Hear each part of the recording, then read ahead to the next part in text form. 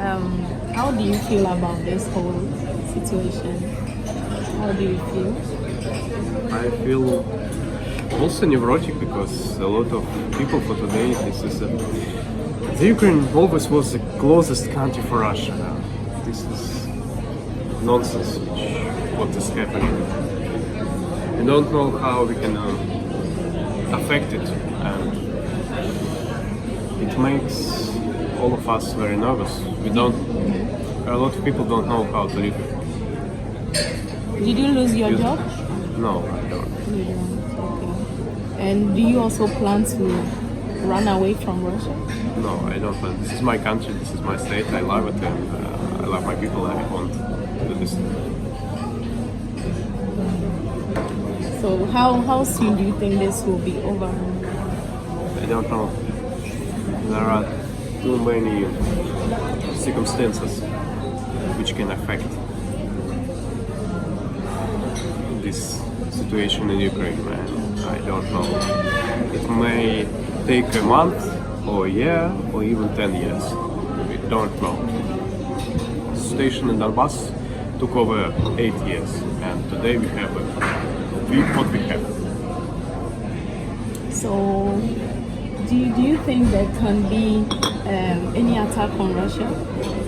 Because foreign students like myself, we were scared when it all started in Ukraine. We were thinking there might be some retaliation from Ukraine or this Western. I don't think that Ukrainians can attack the Russia. Maybe they can try to attack the Crimea. Okay. This is the part which was they were accepted to Russia.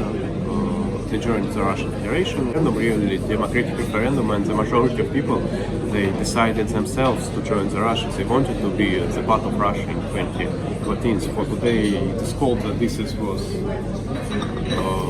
attacked by Russia. The Ukraine, they took by force the Crimea. No, the Crimeans, they decided there wasn't any battles like this in like today. They decided to join Russia by themselves. Okay. Do you have some refugees coming from Ukraine into Russia? Yeah, of course, because after the 2014, the part of Ukraine, the Donbass region, it is depleted from the Ukraine, separated from it. They had separatist tendencies, and they created their own states. They called them Donetsk and Lugansk People's Republic. And for today, this place, Donbass region, Donbass area, is the main area for battle in the war, in this war. And this is the biggest problem because this is a very populated region. There are a lot of cities, there are a lot of towns, and a very big part of the population of Ukraine are living there. And now they're under the bombardment, they're under the Vikings, their cities, their town. And for today, for example, there are a lot of families in Russia from Donbass, from Donetsk, from the city of Donetsk and Lugansk, which are now bombarded by the Ukrainian Air Force also, and from the Mariupol, which today is not under Russian or neither under Ukrainian control because there are fight in this city. And a lot of citizens came from these three very populated cities. For example, before the war, Donetsk had 1 million population, and Mariupol had more than 700,000 population. And for today, there are just 100,000 population in Mariupol, and less than 500,000 population in Donetsk. And all these people are coming to Russia. In measure, they come in Russia, and our government, they created not bad program how to give them a place to live. They give them a place to live in children's camps, special children's camps.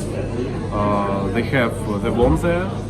they have the government are paying for the living, for the security, for the administration of these camps, and for the food.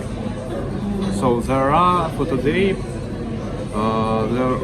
there are almost 500,000 refugees from Ukraine, from eastern part of Ukraine in Russia, who are they just took their documents from their home, passports, and without money, without things, without anything, they came to Russia. And for today, they are just there are a lot of families with with children, especially with more than 2 children, with 3 or 4 or 5 children, and in measure this is women because men are fighting in this war. They had mobilization, which they took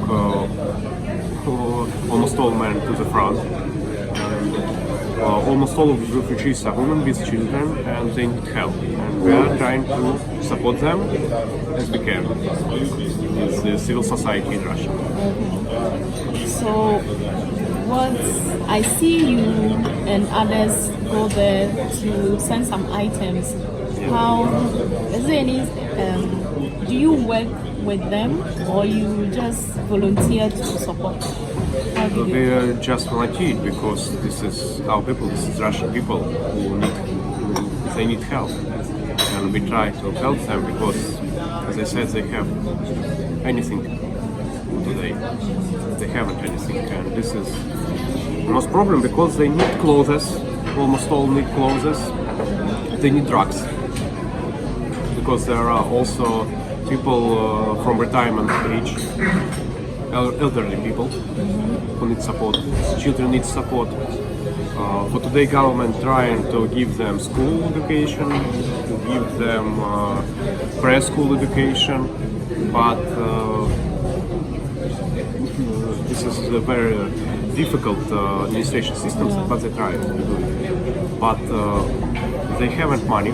They need money for some things. And the food which is paid by the government is the standard food, like the rice or something like this. But they very often they need fruits. We need to buy them fruits or salads or something like this, so special food, because some of them are having special diet. They need to do it. Special clothes, some items for every day.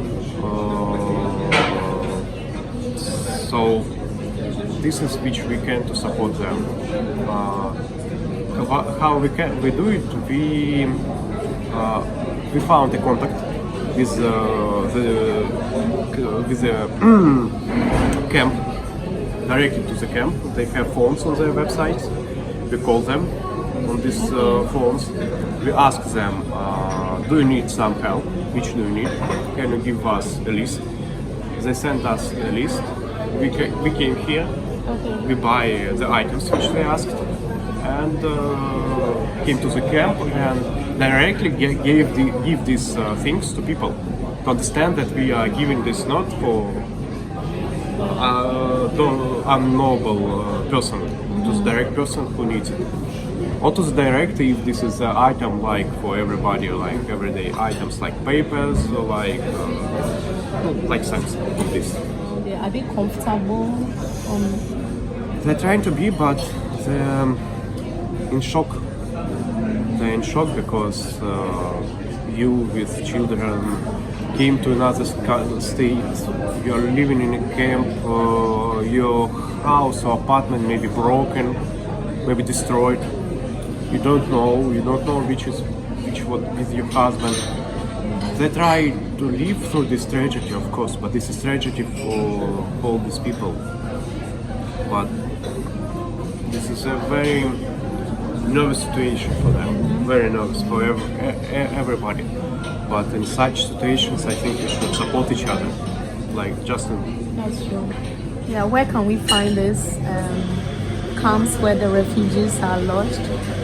Okay, almost all camps of refugees, they are, especially in Moscow region, the Moscow is consisted of the Moscow city and Moscow region with a lot of small towns across it. We call it the city Sputniks.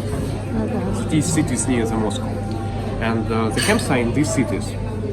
And if you want to help support the refugees, you can come to this city or ride on the car and give your support, give the items or support by your boss, by your arms in volunteer center. There are volunteer centers who support them. And the population in these cities are helping. Can you mention maybe, do you know the website or any of the... It's a problem that we don't have a map of all camps, because for today there are camps all over Russia, and just Ministry of how to translate it? Ministry of Special Situations. It knows all the camps, but nobody else, and they don't have a map for every camp. So we need to find the special website of direct camp to have a connection with the director of this camp and to ask how we can help. Yeah, maybe someone watching this might want to support, and how the person, maybe the person is not in Moscow region or Moscow and would want to... If you're in Russia, in the majority of parts of regions of Russia, there are camps and you can help in your region. You can find a camp. This information is on news. There are information on news or on the website of local administration. And you can support. If you are not in Russia, abroad, you have the opportunity to help the Ukrainian citizens in Western countries. Especially in Poland, there are a lot of people from Ukraine in Poland also. In Russia, in Poland, in Romania.